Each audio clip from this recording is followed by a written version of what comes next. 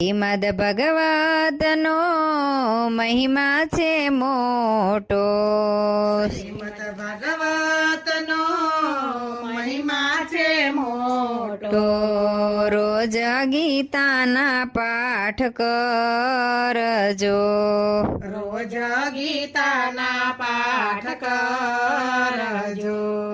કૃષ્ણ ભગવાન સ્વધામ પધાર્યા. કૃષ્ણ ભગવાન સ્વધામ પધાર્યા. ઉદ્ધવજીએ પૂછ્યું. ઉદ્ધવજીએ પૂછ્યું. તમે જાશો તો પ્રભુ યારે કળિયુગમાં. તમે જાશો તો પ્રભુ યારે કળિયુગમાં.